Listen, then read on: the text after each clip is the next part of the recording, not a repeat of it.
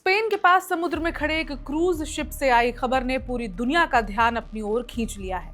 MH हॉन्डियस नाम के इस क्रूज शिप पर हंता वायरस संक्रमण की आशंका सामने आने के बाद कई देशों की हेल्थ एजेंसियां अलर्ट मोड पर आ गई हैं। इस घटना के बाद सबसे बड़ी चिंता ये थी कि जहाज पर मौजूद यात्रियों और क्रू में वायरस फैल चुका है या नहीं। लेकिन भारत के लिए राहत की बात यह रही कि जहाज पर मौजूद 2 भारतीय नागरिक सुरक्षित पाए गए हैं।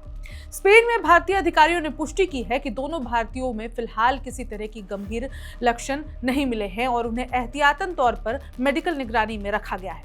हालांकि इस घटना ने एक बार फिर दुनिया को उस वायरस की याद दिला दी जिसके बारे में आम लोग बहुत कम जानते हैं, लेकिन मेडिकल साइंस इसे बेहद गंभीर मानता है। नाम है हंता वायरस।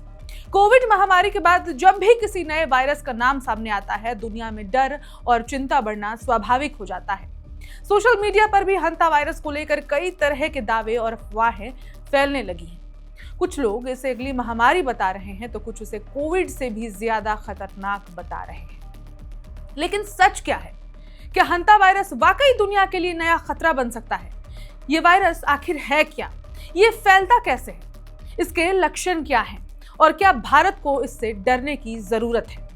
आज के इस एक्सप्लेनर में हम आपको हंता वायरस से जुड़ी हर जरूरी बात आसान भाषा में समझाने वाले हैं।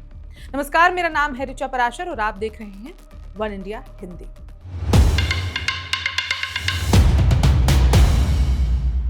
सबसे पहले समझते हैं आखिर हंता वायरस है क्या। हंता वायरस कोई एक वायरस नहीं है बल्कि वायरसों का एक समूह है। ये वायरस मुख्य रूप से रोडेंट्स यानी कि चूहों और उनसे मिलते जुलते छोटे जानवरों में पाया जाता है। जब इंसान इन संक्रमित जानवरों के संपर्क में आता है तब संक्रमण का खतरा पैदा होता है। हंता वायरस से होने वाली बीमारी को अलग अलग देशों में अलग अलग नामों से जाना जाता है। अमेरिका में इसे हंता वायरस पल्मोनरी सिंड्रोम यानी कि HPS कहा जाता है, जबकि यूरोप और एशिया में इससे जुड़ी बीमारियों को haemorrhagic fever with renal syndrome यानी कि HFRS कहा जाता है। ये वायरस शरीर के फेफड़ों, किडनी और ब्लड वेजल्स पर गंभीर असर डाल सकता है। कुछ मामलों में मरीज की हालत तेजी से बिगड़ सकती है। तो अब सवाल यह है कि ये वायरस इंसानों तक पहुंचता कैसे है? हंता वायरस का सबसे बड़ा सोर्स है संक्रमित चूहे माने जाते हैं। अगर किसी जगह पर चूहों का मल, पेशाब या लार मौजूद हो और वो सूखकर हवा में मिल जाए तो सांस के जरिए वायरस इंसान के शरीर में पहुंच सकता है। यानी कई बार व्यक्ति को पता भी नहीं चलता और संक्रमण हो सकता है। पुराने गोदाम, बंद कमरे, खेत, जंगल, फार्म हाउस और ऐसी जगहें जहां चूहों की संख्या ज्यादा हो, वहां खतरा बढ़ जाता है। अगर कोई व्यक्ति बिना सुरक्षा के ऐसी जगहों की सफाई करता है तो संक्रमण की संभावना और बढ़ सकती है। इसके अलावा संक्रमित चूहे के काटने से भी वायरस फैल सकता है। हालांकि वैज्ञानिकों का कहना है कि ये वायरस कोविड-19 की तरह आसानी से इंसान में नहीं फैलता। यही वजह है कि इसे फिलहाल महामारी का उस स्तर का खतरा नहीं माना जा रहा है। लेकिन कुछ विशेष स्ट्रेन, खासकर दक्षिण अमेरिका में पाए जाने वाले एंडीज स्ट्रेन में सीमित मानव से मानव संक्रमण भी देखा गया है। यानी कि यह भी एक बहुत विविध है जिसको कोई बता नहीं पा रहा है पूरी तरीके से। तो अब बात करते हैं इसके इतिहास की। हंता वायरस का नाम दक्षिण कोरिया के हंतान नदी से पड़ा।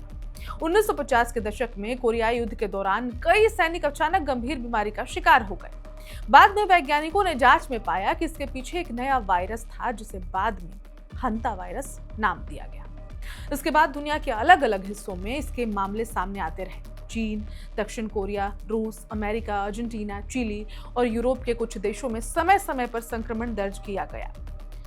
अमेरिका में 1993 में हंता वायरस का बड़ा प्रकोप सामने आया था जहां कई लोगों की मौत हुई थी। उस घटना के बाद इस वायरस पर रिसर्च तेजी से बढ़ी। अब एक बार फिर ये वायरस चर्चा में क्यों है, चलिए ये भी जानते हैं। अब दरअसल हाल ही में MV हॉन्डियस नाम के क्रूज शिप पर कई यात्री बीमार पड़ गए। ये जहाज दक्षिण अमेरिका के इलाके से यात्रा कर रहा था।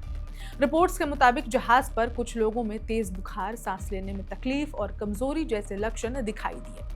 बाद में हंता वायरस संक्रमण की आशंका जताई गई। इसके बाद जहाज को निगरानी में रखा गया, मेडिकल टीम भेजी गई और यात्रियों की जांच शुरू हुई।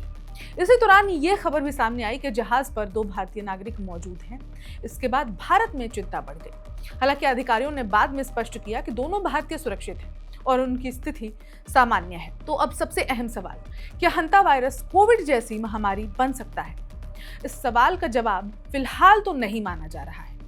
विश्व स्वास्थ्य संगठन यानी कि WHO और कई वैज्ञानिक संस्थाओं के मुताबिक हंता वायरस का संक्रमण सीमित होता है। यह वायरस इंसानों के बीच बहुत तेजी से तो नहीं फैलता है। ज्यादातर मामलों में संक्रमण सीधे रॉडेंट्स के संपर्क से ही होता है।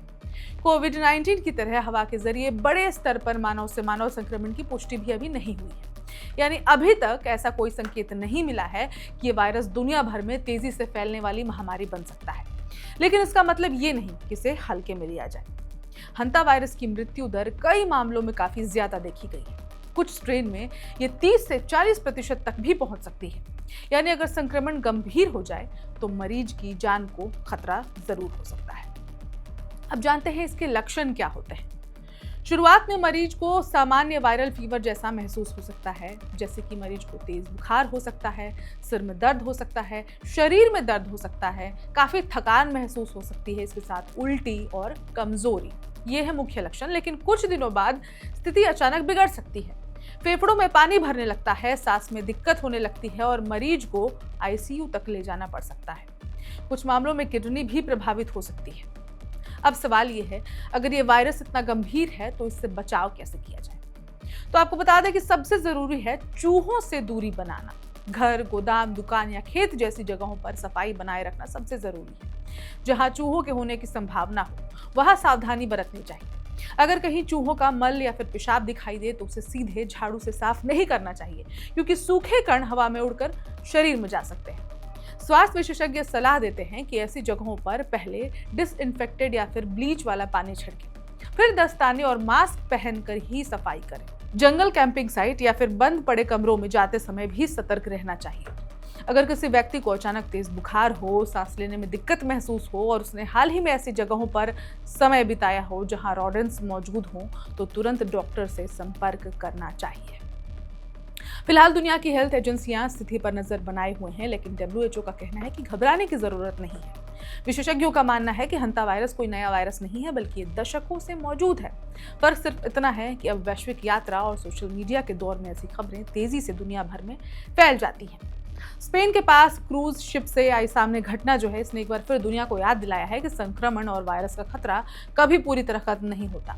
लेकिन राहत की बात यह है कि फिलहाल हंता वायरस को लेकर वैश्विक महामारी जैसी स्थिति नहीं मानी जा रही है और जहाज पर मौजूद दोनों भारतीय नागरिक भी सुरक्षित बताए गए हैं। यानी डरने की बात नहीं है, बल्कि सतर्क रहने की जरूरत है।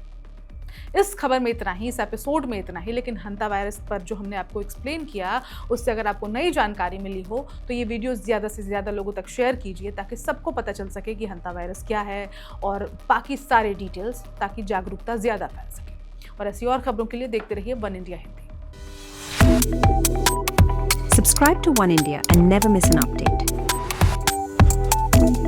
Download the One India app now.